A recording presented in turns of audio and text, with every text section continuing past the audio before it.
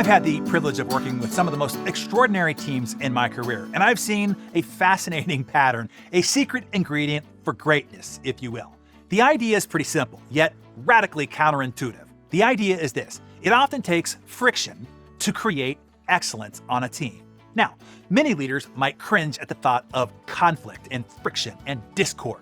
Most shy away from conflict or try to tamper it down, any unpleasant disagreement or uncomfortable debate or hard-hitting challenge. However, if we shift our perspective and view friction as a catalyst for refinement, for betterment, we unlock a whole new dimension to its power and potential. There is a short segment from Steve Jobs out of the Lost interview in 1995, still 2 years away from retaking the chief executive role at Apple and transforming them from a loser to a leader in the digital economy, where he talks about the importance of talented people bumping up against each other, where he learned this lesson. Let's listen.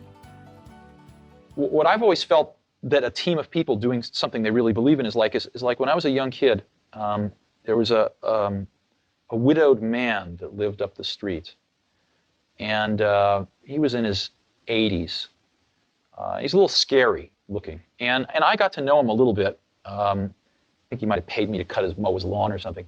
And one day he said, "Come on into my garage, I want to show you something." And he pulled out this dusty old rock tumbler. It was a motor and a coffee can and a little band between them. And he said, "Come on with me." We went out to the back and we got some rocks, some regular old ugly rocks. And we put them in the can with a little bit of liquid and a little bit of grit powder. And we closed the can up and he turned this motor on. He said, "Come back tomorrow." And his can was making a racket as the stones went around. And I came back the next day and we opened the can and we took out these amazingly beautiful polished rocks. The same common stones that had gone in through rubbing against each other like this, creating a little bit of friction, creating a little bit of noise, had come out these beautiful polished rocks. And that's always been in my mind my metaphor for a team working really hard on something they're passionate about is that it's through the team, through that group of incredibly talented people bumping up against each other, having arguments, having fights sometimes, making some noise, and working together, they polish each other. And they polish the ideas, and what comes out are these really beautiful stones.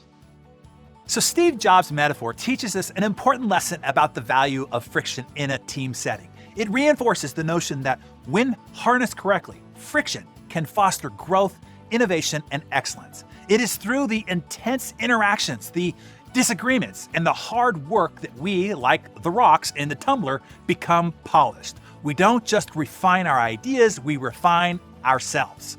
As leaders or team members, it's essential to keep this in mind when we find ourselves in the midst of debates or disagreements. Rather than shying away from friction, we should embrace it, harness it, even encourage it, knowing that it is part of the process that leads to remarkable results. It's easy to fall into the trap of seeking a friction-free environment, especially when leading a team, a congregation, or even a family. The absence of friction can feel more comfortable, simpler, and less challenging. But remember, it's the friction that gives the team its dynamism, its vibrancy, its potential for greatness. So, what are the action items that we can take from Jobs' story? Number 1, embrace the friction. Recognize that friction is not a negative force, but a necessary catalyst for growth and innovation. It's the grit that polishes ordinary rocks into extraordinary gems. Number 2, encourage open dialogue. Foster an environment where team members can openly express their views and debate ideas. This is where the polishing happens. And then number 3, trust the process. Know that something beautiful will emerge through the noise and friction. It may take a time, but the results will be worth it. And number 4, remain passionate. Like Jobs' story, the polishing process works best when the team is passionate about their work.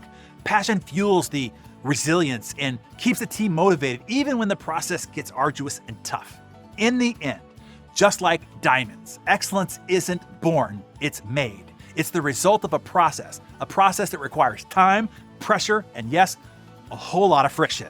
So, the next time you find yourself in the midst of a heated team debate, remember, it's all part of the process. Embrace it, harness it, and watch how it propels your team towards unparalleled excellence. If you want to polish up your team, your community, your family, send them this Darren Daily as encouragement that you want them to stand up and defend their ideas vigorously, use their voice boldly, and rumble aggressively. And when it comes to decide, know that it might also require that they disagree but unite as a team, as a community, and as a family once again.